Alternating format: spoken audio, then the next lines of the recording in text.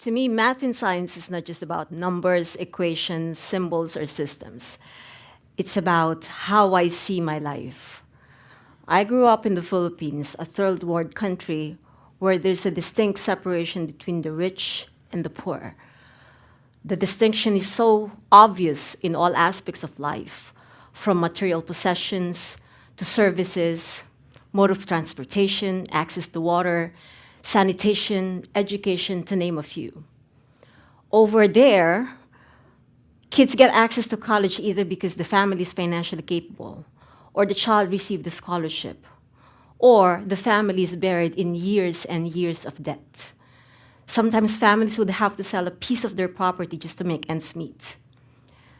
It's scary that over there, boundaries are almost set in stone. I vividly remember how I need to wake up even before the cock crows, 4 o'clock to be exact. I will help my mom pack, prepare, and cook food. We'll be out on the street by 6 a.m. and pray that everything gets sold.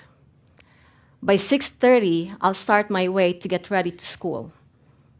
In the afternoon after school, I will spend time doing homework, doing chores, and preparing for the next day's business. I consider them my playtime. I thought my family was so poor, since my parents can't even buy me the basic school supplies. I will boil rice, mash it, so I'll have glue for my projects. My mom will buy me a uniform so long and loose so it'll last me 3 or more years. Safety pins were always to the rescue. Nature became my resource. I'll grab anything that's free from nature to do my projects. I'll use leaves, sticks, rocks, sand. I even use our pig's manure to make biogas. Later on, I realized that these experiences taught me how to be resourceful, creative, frugal, and value every second of my time. Science mirrored this part of my life like limiting factors in an ecosystem. Limiting factors, according to Liebig's law of the minimum, states that growth is not controlled by the amount of resources available, but by the scarcest resource. These factors restricts organisms from occupying their fundamental niche. However, they allow the organisms to fulfill their actual or realized niche. You see, even nature imposes boundaries. They can be anything that exceeds the limit of tolerance. They can be in the form of a predator, which humans don't have. We're lucky. That's why our population is exponentially growing. It could also be in the form of a natural disaster or a daily survival needs like food and space. My young life was a reflection of this idea. As my mom would always say, study well. Education is the only thing that people cannot take away from you. And I knew it was my only hope. I went to attend a university that specializes in education. Growing up with very limited resources made me resilient. Having a pack of cracker to last me a day never bothered me, nor not having money to buy my supplies. And I thank God for those generous souls that surrounded me, classmates, teachers, relatives, neighbors, and sometimes strangers. Once in a while, I feel jealous and insecure over people who have what I thought, who have more than enough.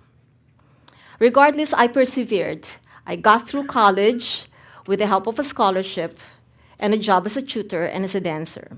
And once in a while, when I needed few more money, I will cook, like how I learned it when I was younger. I'll cook, I'll pack foods and sell them, or I'll make something out of nothing and sell them, like what you see here, which is made from paper. I actually made one last night just to wear it for today, which is made from paper, this necklace.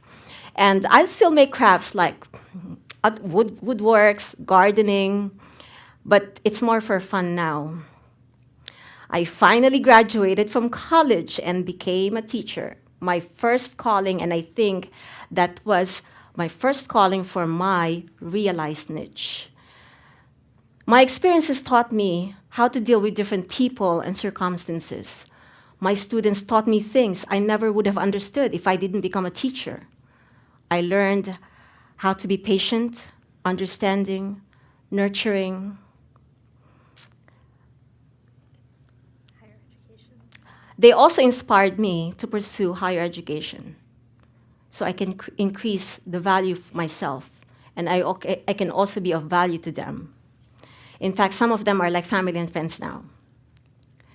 According to Darwin's Origin of the Species, it is not the most intellectual of the species that survives. It is not the strongest of the species that survives. But the species that survives are the ones who are able to adapt and adjust to the changing environment in which they find itself. Because resources are limited in nature, organisms with heritable traits that favor survival and reproduction tend to leave more offsprings than their peers, causing the trait to increase in frequency over time. Let's take, for example, the animals that are affected by all these raging wildfires across the world. They must have the ability to escape all these deadly blazes. Some animals fly away, some animals run, some animals hide underground or bury themselves wherever they can find shelter. Unfortunately, not all survives. And those that are favored to survive will continue to play the game of survival. Believe it or not, these events are very important. They're healthy, given at the right dose. It's like saying, sometimes we need to be shaken in life. These events like fires also contribute to what we call ecological succession. It is an orderly process. It's a change in an area structure where organisms become established at every stage until they reach the climax stage. The number of organisms increases at every stage, which correlates to the amount which correlates to the increasing net primary productivity. And as we know, the higher the biodiversity, the higher the environmental services. My transition continued on. Representatives from the Big Apple invited science teachers to teach abroad. I didn't know where the Big Apple was, but I took the chance. It's like I was accepted. I felt like I was one of the moths in Darwin's theory of evolution, like, I got picked. During my first year, I taught science in basic special ed and self-contained class. It was not what I expected. Regardless, I persevered.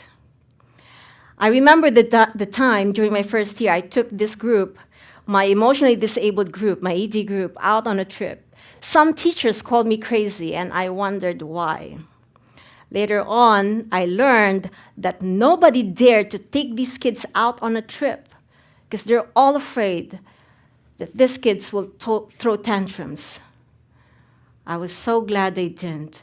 They were in their best behaviors. They were so eager to learn, and I'm just glad I did what I did. I learned how to value them as my students. It's been 15 years now, teaching in the same school. I have transitioned from teaching the basic special ed to co-teaching living environment, to general ed living environment, to AP classes. And once in a while, my admin would make me teach ENLs and bilinguals. Actually, this year, in a day, I have an ICT, I have my bilingual, I have my general ed living environment, and I have my AP classes. That's in a day. No complaints, but it's all good. I have pushed my boundaries and crossed many borders that I feel like sometimes I'm in an ecotone. An ecotone is a region where two communities meet. It contains species that have unique traits that are shared by both, like mangroves, estuaries, and marshes. These ecotonal areas have high density of organisms of species in either flanking community. They're very valuable.